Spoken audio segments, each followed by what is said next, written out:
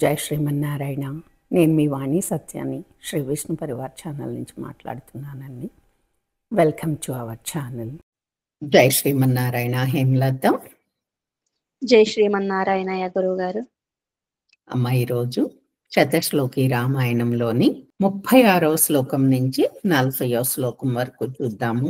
త్వమేవ రాజా ధర్మజ్ఞః ఇతి రామం వచోబ్రవీత్ రామోపి పరమోదారః సుముఖః సుమహాయశాః. త్వమేవ తా కింద వకారం సంయుక్తాక్షరం, రాజా ధర్మజ్ఞః ధ ఒత్తక్షరం, దాని కింద రా, నెక్స్ట్ లెటర్ రా కింద మకారం సంయుక్తాక్షరం. ధర్మజ్ఞః ఇతి రామం వచోబ్రవీత్, చో తర్వాత అవగ్రహం ఉంది, వచోబ్రవీత్ బా కింద రకారం సంయుక్తాక్షరం. రామోపి పరమోదారః సుముఖః సుమహాయశాః. ఖ ఒత్తక్షరం, సా కింద సా ద్విత్వాక్షరం ఉంది. ద్విత్వాక్షరాలను కూడా పైలెటర్ ని మంచిగా ఒత్తి పలకాలి. అలానే సంయుక్తాక్షరాలు ఎక్కడొచ్చినా కూడా పైలెటర్ ని కొంచెం ఒత్తి ఒక హాఫ్ లెటర్ ఎక్స్ట్రా తీసుకున్నట్టుగా ప్రొనౌన్స్ చేయాలమ్మా. హాఫ్ లైన్ చూద్దాం. త్వమేవ రాజా ధర్మజ్ఞః, త్వమేవ రాజా ధర్మజ్ఞః, త్వమేవ రాజా ధర్మజ్ఞః ఇతి రామం వచోబ్రవీత్, ఇతి రామం వచోబ్రవీత్, ఇతి రామం వచోబ్రవీత్. రామోపి పరమోదారః, రామోపి పరమోదారః, రామోపి పరమోదారః. సుముఖః సుమహాయశాః, సుముఖః సుమహాయశాః, సుముఖః సుమహాయశాః. Line wise. త్వమేవ రాజా ధర్మజ్ఞః ఇతి రామం వచోబ్రవీత్, త్వమేవ రాజా ధర్మజ్ఞః ఇతి రామం వచోబ్రవీత్, త్వమేవ రాజా ధర్మజ్ఞః ఇతి రామం వచోబ్రవీత్. రామోపి పరమోదారః సుముఖః సుమహాయశాః, రామోపి పరమోదారః సుముఖః సుమహాయశాః, రామోపి పరమోదారః సుముఖః సుమహాయశాః. ఇప్పుడు పూర్తి శ్లోకం ఇద్దరం కలిపి. త్వమేవ రాజా ధర్మజ్ఞః ఇతి రామం వచోబ్రవీత్, రామోపి పరమోదారః సుముఖః సుమహాయశాః. 37th శ్లోకం. నచేచ్ఛత్ పితురాదేశాత్ రాజ్యం రామో మహాబలః పాదుకే చాస్య రాజ్యాయ న్యాసం దత్వా పునః పునః. నచేచ్ఛత్ పితురాదేశాత్, చా కింద థ మహాప్రాణం ఉంది, తర్వాత తా కింద పా సంయుక్తాక్షరం. ఫస్ట్ ది ద్విత్వాక్షరం, తర్వాత సంయుక్తాక్షరం. రాజ్యం జా కింద యకారం, రామో మహాబలః.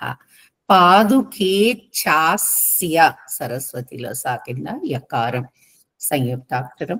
రాజ్యాయ జా దీర్ఘాక్షరం, యకారం ఉంది సంయుక్తాక్షరం. న్యాసం నా కింద కూడా యకారం ఉంది. దత్వా తా కింద వకారం సంయుక్తాక్షరం. పునః పునః. ఆఫ్లైన్ చూద్దామమ్మా. నచేచ్ఛత్ పితురాదేశాత్, నచైచ్ఛత్ పితురాదేశాత్, నచైచ్ఛత్ పితురాదేశాత్. రాజ్యం రామో మహాబలః, రాజ్యం రామో మహాబలః, రాజ్యం రామో మహాబలః.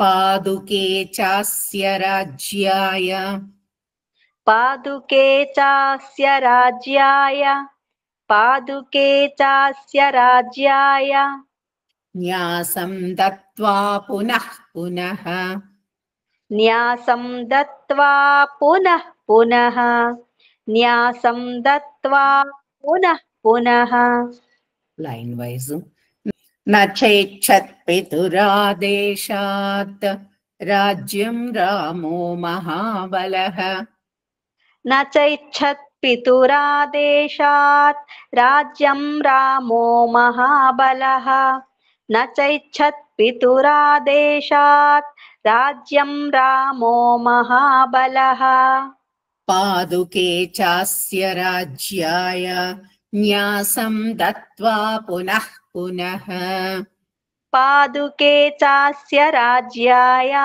న్యాసం దత్వా పునః పునః పాదుకే చాస్య రాజ్యాయ న్యాసం దత్వా పునః పునః పూర్తి శ్లోకం నచైచ్ఛత్ పితురాదేశాత్ రాజ్యం రామో మహాబలః పాదుకే చాస్య రాజ్యాయ న్యాసం దత్వా పునః పునః 38 శ్లోకం నివర్తయామాస తతో భరతం భరతాగ్రజః సకామమనవాప్యైవ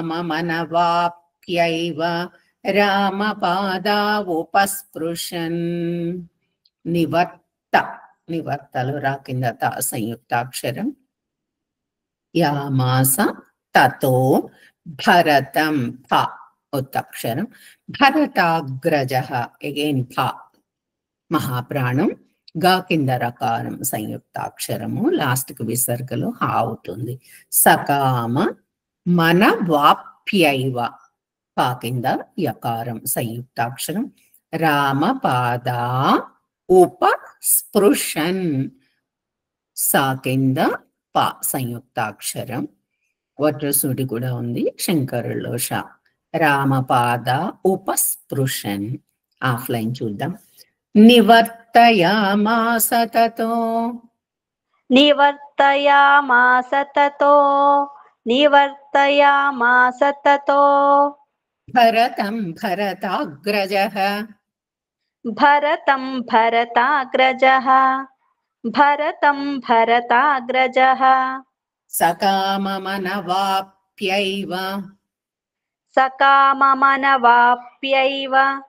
సకామమనవాప్యైవ రామపాదావుపస్పృశన్ రామపాదావుపస్పృశన్ రామపాదావుపస్పృశన్ లైన్ వైజ్ నివర్తయామాస తతో భరతం భరతాగ్రజః నివర్తయామాస తతో భరతం భరతాగ్రజః నివర్తయామాస తతో భరతం భరతాగ్రజః సకామమనవాప్యైవ రామపాదావుపస్పృశన్ సకామమనవాప్యైవ రామపాదావుపస్పృశన్ సకామమనవాప్యైవ రామపాదావుపస్పృశన్ పూర్తి శ్లోకం ఇద్దరం కలిపి నివర్తయామాస తతో భరతం భరతాగ్రజః సకామమనవాప్యైవ రామపాదావుపస్పృశన్ 39 శ్లోకం నందిగ్రామే కరోద్రాజ్యం రామాగమనకాంక్షయా గతే తు భరతే శ్రీమాన్ సత్యసంధో జితేంద్రియః నందిగ్రామే నా కింద దా సంయుక్తాక్షరం గా కింద కూడా రకారం సేమ్ కరోద్రాజ్యంలో దా కింద రకారం జా కింద యకారం 4 కూడా సంయుక్తాక్షరాలు రామాగమన కాంక్షయా గతేతు భరతో ఫ ఉత్తక్షరం శ్రీమాన్ శంకర్లో షా కింద రకారం సంయుక్తాక్షరం సత్యసంధో తా కింద యకారం నా కింద ఠా ఉత్తక్షరం ఉంది ఈ 2 కూడా సంయుక్తాక్షరాలు జితేంద్రియ నా కింద దా ఉంది అలానే రకారం కూడా ఉంది జితేన్ అనుకుంటూ జితేంద్రియః. ఆఫ్లైన్ చూద్దామమ్మా. నందిగ్రామే కరోద్రాజ్యం నందిగ్రామే కరోద్రాజ్యం నందిగ్రామే కరోద్రాజ్యం రామాగమనకాంక్షయా రామాగమనకాంక్షయా రామాగమనకాంక్షయా గతే తు భరతే శ్రీమాన్ గతే తు భరతే శ్రీమాన్ గతే తు భరతే శ్రీమాన్ సత్యసంధో జితేంద్రియః సత్యసంధో జితేంద్రియః సత్యసంధో జితేంద్రియః. Line wise. నందిగ్రామే కరోద్రాజ్యం రామాగమనకాంక్షయా నందిగ్రామే కరోద్రాజ్యం రామాగమనకాంక్షయా నందిగ్రామే కరోద్రాజ్యం రామాగమనకాంక్షయా గతే తు భరతే శ్రీమాన్ సత్యసంధో జితేంద్రియః గతే తు భరతే శ్రీమాన్ సత్యసంధో జితేంద్రియః గతే తు భరతే శ్రీమాన్ సత్యసంధో జితేంద్రియః. పూర్తి శ్లోకం ఇద్దరం కలిపి. నందిగ్రామే కరోద్రాజ్యం రామాగమనకాంక్షయా గతే తు భరతే శ్రీమాన్ సత్యసంధో జితేంద్రియః. ఈ ట్యూన్లో లాస్ట్ శ్లోకం 40th శ్లోకం.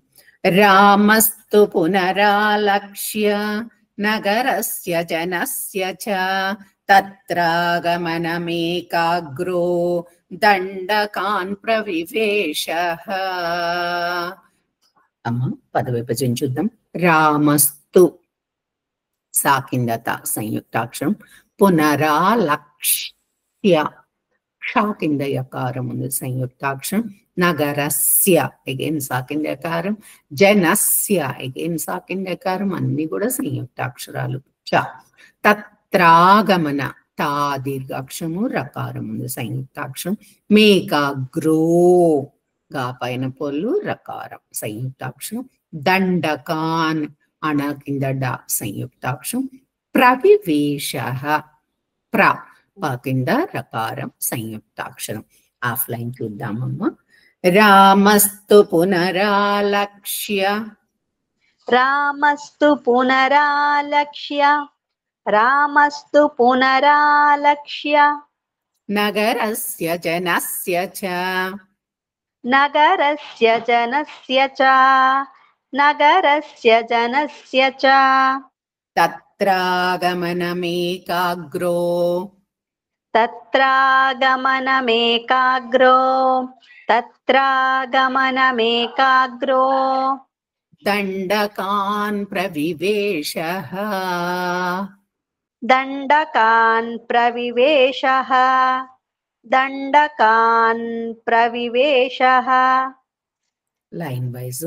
రామస్తు పునరాలక్ష్య నగరస్య జనస్య చ రామస్తు పునరాలక్ష్య నగరస్య జనస్య చ రామస్తు పునరాలక్ష్య నగరస్య జనస్య చ తత్రాగమనమేకాగ్రో దండకాన్ ప్రవివేశః తత్రాగమనమేకాగ్రో దండకాన్ ప్రవివేశః తత్రాగమనమేకాగ్రో దండకాన్ ప్రవివేశః.